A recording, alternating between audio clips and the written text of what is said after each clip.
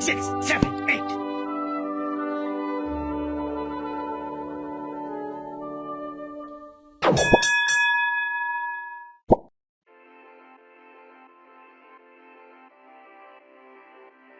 Welcome everybody to World War Wednesday. Every week we come at you with some World War II content. This week we have something special. We have the first ever tournament that I've ever been a part of, and we ended up getting Jerry the Tree Whiz in the first round of this tournament. It's content creator versus content creator, which is pretty cool. If you don't know who the Tree Whiz is, make sure you check him out below. I'm going to put some links to his content in the description. He is from New Dough Order, which I actually originally was part of his team that merged into New Dough Order, but then I left with some other people and joined VIP 69 and stuff like that. But we're going to enjoy these games. It ended up being quite a series, and I'll just give you guys a little bit of information on the tournament itself. The tournament itself is, I believe there's 32 people total, and the rules are best of 5 per round. Maybe the last round would be best of 7, I'm not sure. But the way that it works is there was one banned card. We banned Killbot, and it's kind of a collective vote on who to ban there. So we banned Killbot, and now the first game you can pretty much go in with whatever you want. But the only thing was that you have to be naked, as you saw from that intro earlier, where I accidentally went into the game and I still had the clown suit on, and I was like, whoops, forgot to get naked. That's part of it. You have to be the underpants. That's mostly just to like not let you have an advantage based on the commander, just like your gameplay, not necessarily, oh, you won because your clown guys exploded or whatever. So that makes it a little bit more competitive, I think. And the way that it works is the winner of the game has to keep their same deck, and then the loser can change their deck. So I think that's a really interesting way to do it, because you have the potential to counterpick the other person's deck, and vice versa. So you have to kind of think, how am I going to counter them, but also like not leave myself open to be easily counterpicked as well. So it ends up being really fun and exciting, to that push and pull between people. If you get to that game 5, it can be really exciting. So let's see what happens. Does the Tree Whiz win, or does Glanzer TTV win? Let's find out. It's my monthly exercise.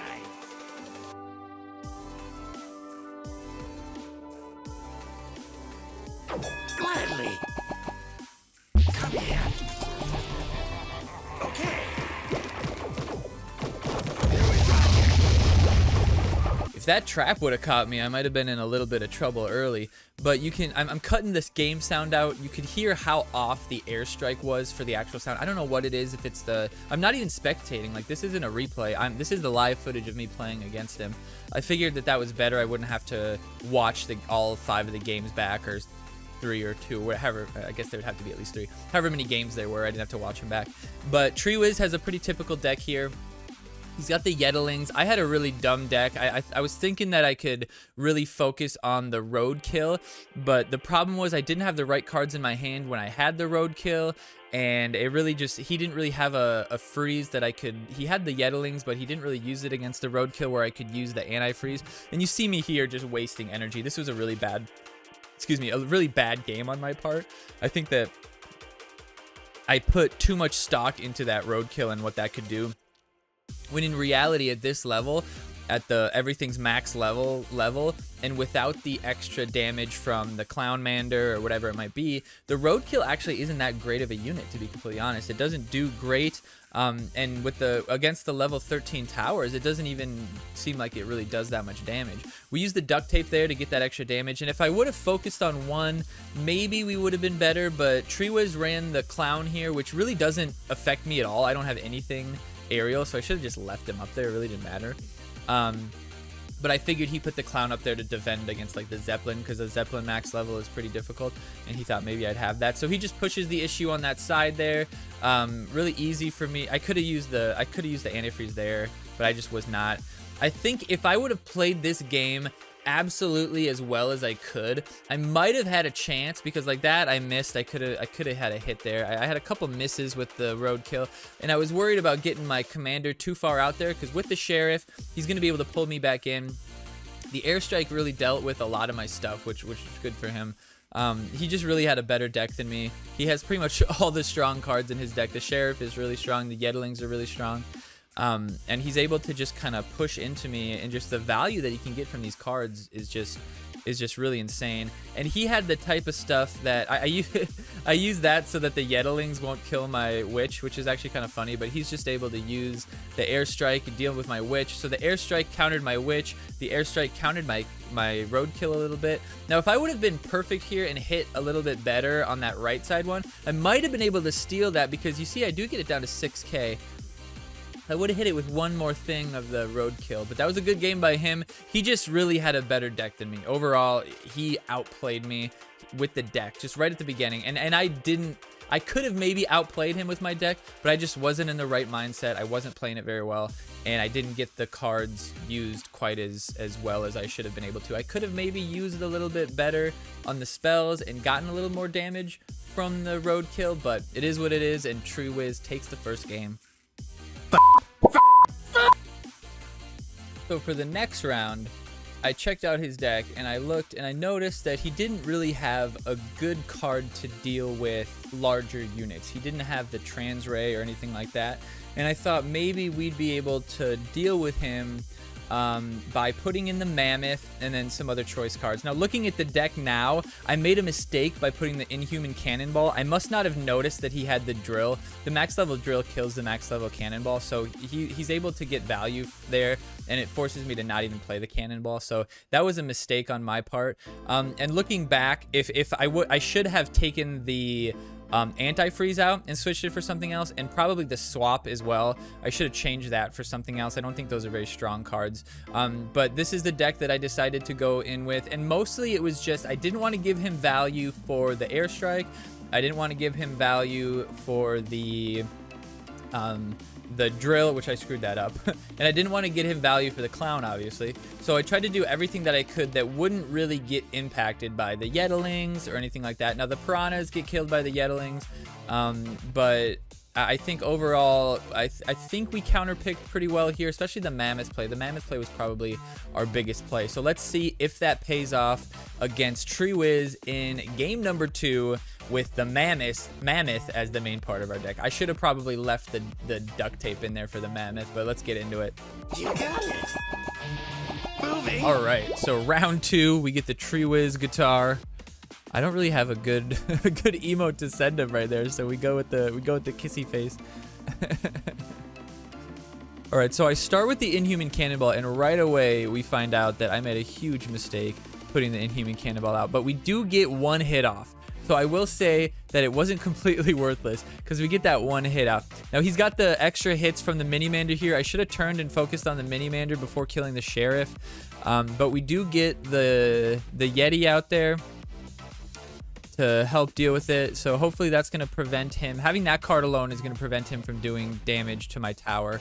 I can tell that he kind of has the play style where he wants to get in there and really mess up my tower and use his health. Now this was kind of an interesting choice for me. I decided to take the hit of this myself so that the mammoth could go without getting hit by that. We use the antifreeze. I don't think it really actually does anything because I believe the mammoth is immune to the slow anyway. He puts another trap out, which we had to take the trap there again, but the mammoth is still doing the damage, and as I said, like I said, he just didn't have a lot of units that could have dealt with the mammoth, so this max level mammoth is able to just keep going, and there's really not much he can do about it. Now he did do a good amount of damage to me, so I have to be really careful here because if he realized that I had 40 seconds left on my cooldown on my heal tower, he might just try to rush me with that shotgun blast. So going up there like that was a mistake for me. I should have tried to stay back and stayed away from him in case he dropped something like the sheriff or something that would really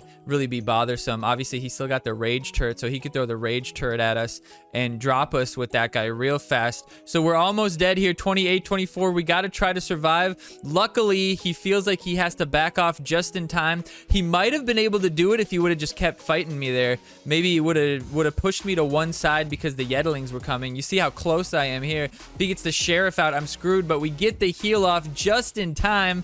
and we get that mammoth off, which is going to be trouble for him to deal with us. He does get the airstrike out, but that's not going to be enough damage for that mammoth. The sheriff is coming in. He's trying to get the bar, trying to kill me probably in the process. We have to try to use the Yeti to protect us, but the sheriff pulls us in away from where we need to go. Now, most likely he's just going to give up at this point, but he might be able to get me. I'm low on health. If he can take me down, no, but the slow from the mammoth, from the guy on top throwing the snowballs, is what slows him down this time. The double mammoth actually coming out and taking him out. Well played and well counterpicked right there. So we'll see what WIZ has coming at us in the third game. No problem. Come here. Another reason why we turned off the game sound is because when you're live, you actually get a little sound every time you click for your guy, so it gets kind of annoying. But we're going into the third game here. Now we have to think immediately he's going to try to counterpick us, excuse me. Now the helicopter here, the chopper, actually does counter my Yeti pretty hard, Confetti the Yeti. So just putting him on the opposite side there, because if this ice block is actually disabled when it dies, you don't get the Yeti. The Yeti doesn't spawn. So he did that with that intention. And then I have to assume that he put in Transray or something. He has the man-eating plant for the mammoth as well, but I would assume he's got Transray to also deal with the mammoth. So my goal was to just not play the mammoth. It's like, you know that that's the card he's going to try to counter, so let's just try not to play it at all and maybe get the value out of the confetti. Now he plays the Transray there on the confetti, which makes me think like, okay, we're just going to go ham with the mammoth. But the birdie, the big Bertha, I can't even remember her name, Sue, right? Bobby Sue murdering the mammoth. Those double attacks at level 11 is just great damage. Spreading it up there lets our caveman actually get a hit off. But look at this, man, she does a lot of damage. I think the mischief wasn't a very good idea either. That didn't really do much to me. And I mean, look at that. I didn't even think about that. The helicopter stops the mischief too, because it the eye on top of it, if you didn't know that, that means that it can see invisible things. So as soon as the mischief, the mischief guys, the little gremlins or whatever, as soon as they're seen, they disappear. You don't even have to like attack them. Once they're seen, they disappear. So not only is that card useless, I don't even think I realized that it was useless, so I was still probably using it. But definitely a card that if I lose this one, we'll probably want to get rid of that one and reformat the deck quite a bit. I could have played the Inhuman Cannonball, but I assumed he still had. I assumed he also had the drill still for that. Now here, this is just a mistake on my part. I honestly just underestimated the damage that he would put out too soon. I think it's just like, I don't see a whole lot of level 13 commanders, and I think that was why. So WIZ takes the third game. He's up 2-1 right now in the series, and that one was just him. He just kind of manhandled me there. I screwed up. I thought I had more time to get away, but the damage from that Rage Tower... The Rage Tower is level 13 too, so the Rage gives more boost, as well as him having more damage, so... It just kind of snuck up on me, but what can you do? Let's see if I can make up for it on game 4. So we got to look at the deck from the last game, and just like I expected, he put the Transray in to deal with the Mammoth and a couple other things to deal with some other cards. So he did a good job counterpicking me there, and he did get the win from it, so that was well done on his part. So now we check out the deck that I'm going to counterpick into him. So I decide I need to go... the drill for the Rex, so the drill will kill the Rex. We also have the airstrike in case we don't have that. We could use the airstrike to kill the Rex.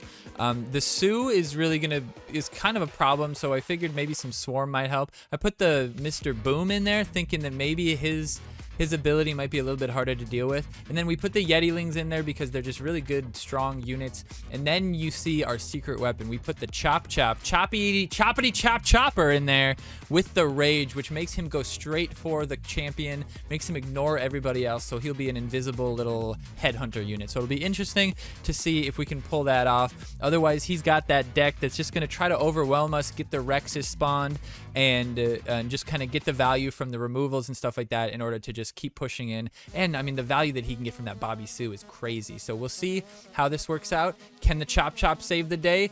Let's find out.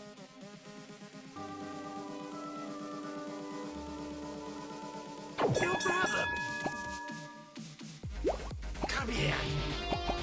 Another guitar coming our way, but we're taking this one seriously. Elimination is on the table here. It is important to note, though, that in this tournament it is double elimination, so if you lose, you do go down to a loser's bracket, and you have the chance to fight back up for the championship. So we're gonna try to. A big thing this matchup was who got better mini-mander value, and I don't really think either of us played it better or worse than the others. The goal is to try to keep them alive, and the tower actually does heal the mini-mander, so if you can keep a mini-mander alive with a little bit of health. Now we put the choppity chop out to hopefully get a little bit of damage on him, and it actually works out pretty well. He actually is able to get 2 shots off there before he dies, which is definitely was not expected there. I was expecting him to get dealt with, but he's a little bit difficult to deal with. It's more hard than I thought to deal with them. We're trying to get the person-eating plant killed here, but unfortunately, they just have a little bit too small a health. Oh no, we do take it out. Good for us. That would have been unfortunate if he would have survived with a little bit of health. Now we're trying to take out these Yetilings before they get to our tower. Well done there. Now he's got the Rex, and the Rex didn't make it to be the biggest one because we did actually get him with the airstrike. So that is a smaller Rex, and we're trying to just get that mini-mander killed, right? That's always the goal, is to kill the enemy mini-mander.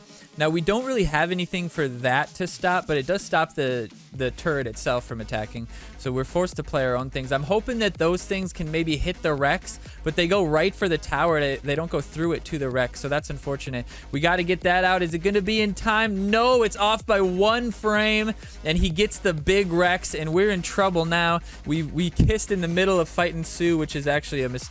I forgot that the emotes actually, like those emotes actually do interrupt your character, but we're trying to just stop the damage from coming out here. We're hoping that we get some value here. Now, hopefully we can, at this point, I'm just damaging him. You see that? I'm not doing anything except damaging him. At this point, I've understood that I lost and I need to kill his commander or else he's going to beat me. Now, I get lucky here. We drop this guy and he actually trans-rays it.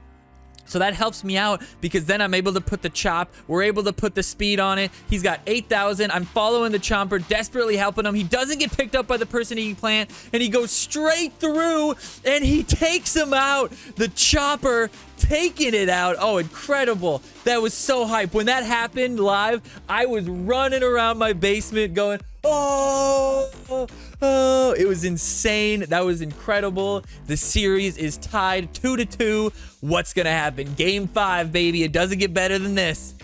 No waiting on this one. We're getting right into the action. The guitar's coming out. We're leading with the mini-mander right away, dropping. Oh, but the mini-mander gets murdered by the Yeti, so not too bad here, but we're just going to go hard in the paint, what we call that in the basketball world. We're going to drop the chopper. We know that he's scared of that guy already, and he gets him on. No, it looks like that guy just likes to avoid the person-eating plant. Like, that's crazy how that happens. It seems like he just goes right by it, whereas other people tend to, like, jump into it. That's kind of an interesting mechanic there.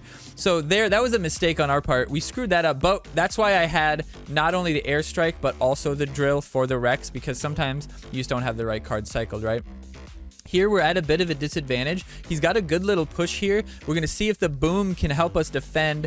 He's going to go to the left side. The airstrike deals with us. That was well played on his part, separating us, keeping us out of the mix. But I should have attacked the chopper a little bit earlier there. The piranhas staying separated there actually kind of helped us out. He could have healed here and healed his mini-mander, but it's not always worth it to do that, especially if you yourself, the commander, has a decent amount of health. Now, Sue comes out. I mean, she's just good. We got to keep the damage away from us here. Now, this one, I mean, he's just trying to do as much damage to us as he can because we kind of got good value on his turret as well.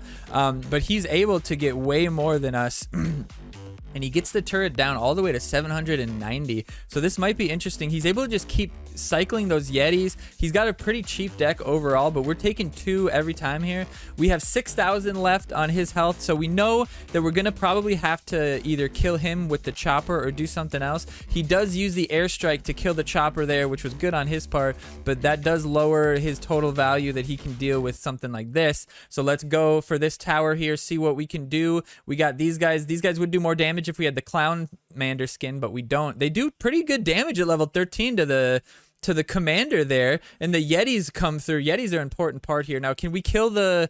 I should have tried to kill the person-eating plant up there while it was frozen, and then I go up there and try to kill it now. Like, that was a big mistake, but we kept it from getting that 1 extra dough, I think, at least. Now, he's going hard for my tower, which is probably the right play here for him, but we want to slow play and maybe deal with him with the rage.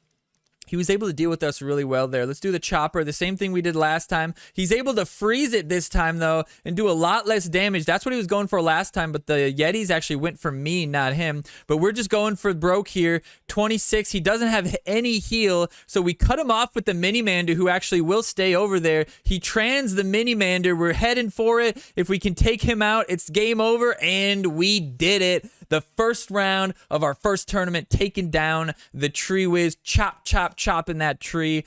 Very well played. We can't ask for more. Going to 5 games, having really close games with that chopper. Who'd have thunk that the invisible chopper with that rage was going to bring home the bacon tonight. We're going to check you out for round 2. I'm not sure if I'm going to do another video like this because I'll be honest, I don't think I'm going to win another round, and I don't really want to... I mean, this took me a long time to do this video, and I don't really want to have to do that for a bunch of losses, you know, but I might take 1 or 2 games going forward through the rest of the tournament and kind of get a glimpse of how I did pass there. Maybe if there's, you know, game 5 or something like that, just the game 5. But happy Wednesday, World War Dough coming at you. I missed last week, and I think maybe even the week before that, but we're getting back into the swing of things. Stuff's been hectic all over, but we've been getting a video per day out. If it's not the right video, we still get a video out, so make sure you like the video, comment, share it, make sure everybody sees this. This was a lot of fun to make, and a little bit infuriating to make too, because my video editing software was being kind of mean to me. But it was fun to watch the games over again and to see that chopper do some work. Very fun. So we'll see you guys next time, next Wednesday, or whatever other day you want to check out a video. Thanks so much. My name's Glanzer, and you are watching Glanzer Gaming. Have a great rest of your day, or night, or evening, or morning, whatever it might be. Peace out.